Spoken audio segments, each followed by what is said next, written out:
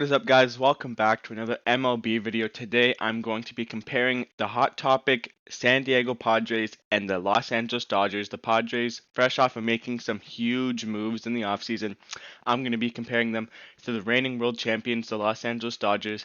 So, if you're new here, please leave a like and subscribe because it helps me a lot, and I'm very fast on reporting breaking news and all that stuff. So, subscribe for the fastest baseball news. Getting into it, I'm going to compare first the first basemen. First, we have Eric Hosmer, who played 30 games with 9 home runs, 36 RBIs, and a 287 batting average with an OPS of 851. He had a very good season. Um, Definitely a really good player. Comparing him to Max Muncy actually played more games. He had 12 home runs. He had less RBIs though of 27 and batted a 192 with a 720 OPS. So definitely Muncy had the worst regular season, but Muncy had a better postseason, obviously because the Dodgers played more postseason games. If I had to decide a better player, I mean, they're both very skillful players, but I'd have to go with Hosmer. He's just been in the MLB for longer, and he's put up better numbers in the MLB. Muncy was very clutch in the postseason, though, so he's really good in that area. Moving over to the shortstop positions, and this was a tough decision for me to make because Corey Seager and Fernando Tatis Jr. are both very talented players with a lot of potential. Starting off with Tatis first, he played in 59 games with 17 home runs, 45 RBIs, a 277 batting average, and a 937 OPS. Going over to Seager, who played in 52 games, so he played a couple games less. He had 15 home runs, 41 RBIs, a 307 batting average, and a 943 OPS. So Corey Seager, he played a couple less games, but he pretty much had a little bit of a better season. He had a better postseason as well, winning the World Series MVP. If I had to choose a better player, I'd say Corey Seager just because he's been in the MLB for longer. He has more experience and he's won a World Series. And he's put up the same or even better numbers than Tatis. Both players are pretty evenly matched, so they're both very young, both very skillful. So Tatis is a lot younger than Seager. He has a lot more time to get even better. But as of right now, at the time of this recording, Corey Seager is the better shortstop. Going over to third base, we have for the Padres Manny Machado, who played in 60 games with 16 home runs, 47 RBIs, a 304 batting average, and a 950 OPS. And then over at third base for the Dodgers is was Justin Turner. I don't know if he'll resign. He probably will though, but he batted 307 with an 860 OPS, 4 home runs, 27 RBIs in 42 games. Manny Machado was the better player by a long shot. He's also a lot younger. He's in the prime of his career right now. Justin Turner is getting older. So Manny Machado was a lot better than Justin Turner, and this is just the better players. For the Padres, have a better third baseman, a better first baseman. This second baseman was kind of um, meh for both teams. The Dodgers used Gavin Lux and Hernandez at second base. Hernandez obviously a fan favorite. He had a decent season, nothing too special, and Gavin Lux is one of the more prestige prospects in the MLB. He's supposed to be a really good player when he grows up. He struggled a little bit in 2020, but he has a long way to go and he has a long future with lots of potential in front of him. So that'll be exciting to see what happens there. And the Padres used Jerickson Profar and Jake Cronenworth at second base. And so it's again nothing too special at second base. I wasn't gonna compare that because I tried to compare two players to one. Um, Going over to the outfield now in right field, the Padres used Will Myers. Will Myers had an excellent season. He is a phenomenal player. He played 55 games, 15 home runs, 40 RBIs, a 288 batting average, and a 959 OPS. But compared to Mookie Betts, who also played 55 games, Betts had more home runs. He had 16 home runs, 39 RBIs, a 292 batting average, and a 927 OPS. Mookie Betts is a better player, even though Myers is really good. Betts is the better player. He's better in the field, like at defense.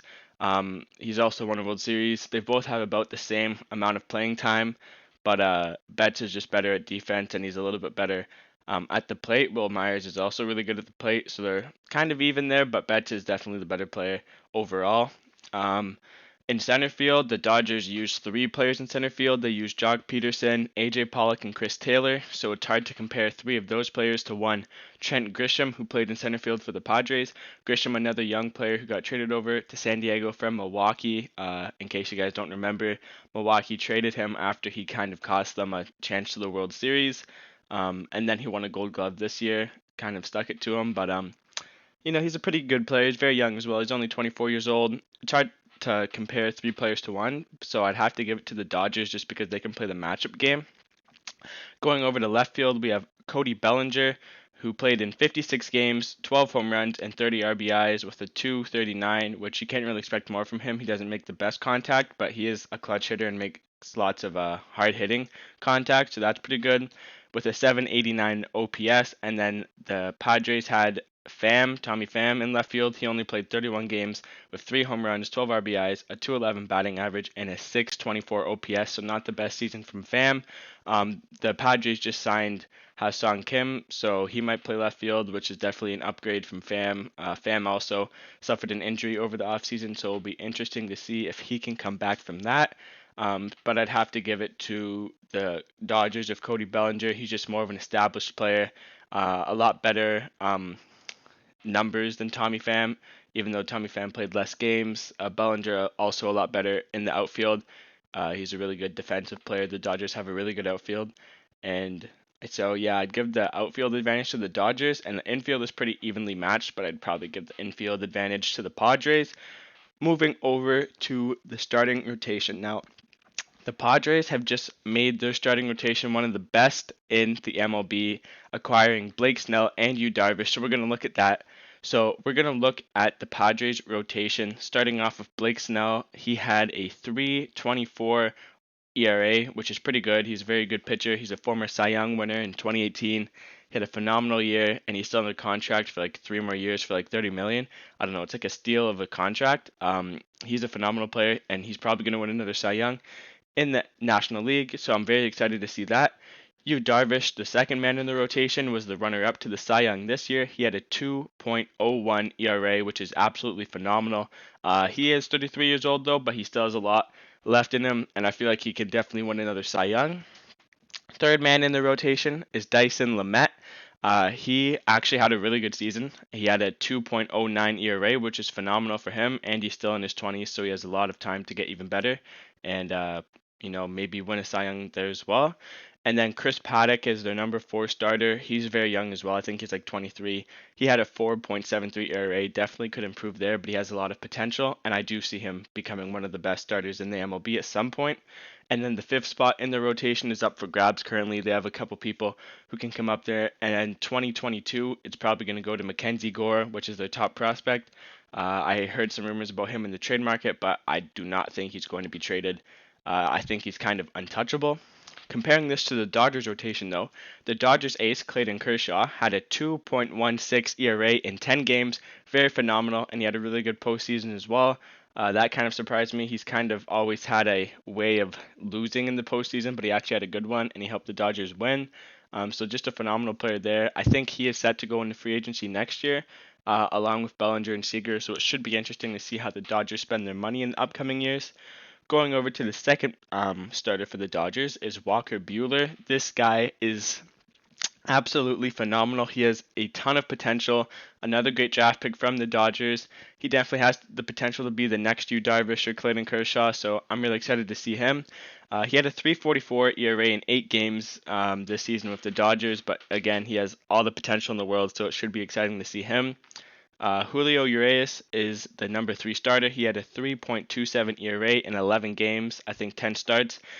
He was phenomenal in the World Series against the Rays, and he is also very young. I think he's 23, and he's already been in the MLB for 5 years. So he's young and has potential still and has experience, so he definitely is going to be someone to watch over the next couple of the years. He's very exciting to watch. And then number 4, we have Tony Gonsolin, who had a 2.31 ERA in 9 games. Again, another young pitcher with a lot of potential, and he was a big part of the World Series win for the Dodgers. So both teams sort of have like a main ace or two, and then a bunch of guys with a ton of potential, which is crazy to see. I'm really excited to see these two teams go into battle because after the Padres acquisitions, I feel like these are two powerhouse teams that are going to battle it out for the title of that division, and it's going to be exciting to watch. Same with the Dodgers for the fifth spot in the rotation. If David Price does not return next year, which he probably won't because of COVID concerns, it's definitely going to be interesting to see what the Dodgers do with that fifth spot. I know they've been in deep talks with Trevor Bauer. It was released yesterday that Bauer is looking for 6 years, $200 million, which is absolutely crazy. I don't know if the Dodgers will end up giving him that, but I know the Dodgers want to add another impact player after the Padres added Snell, Darvish, and Kim. So right now it's up for grabs, and maybe Trevor Bauer signs to the Dodgers. I don't know. It's going to be very interesting to watch. So both teams are super, super good teams, and it's going to be interesting to watch them. They have a lot of people who already have a lot of talent, and have a lot of people who have a lot of potential. So it's going to be fun to see these two super teams battle. And if you enjoyed this, leave a like and subscribe, and leave a comment down below on who you think is going to win the division. Thank you for watching. See you in the next one.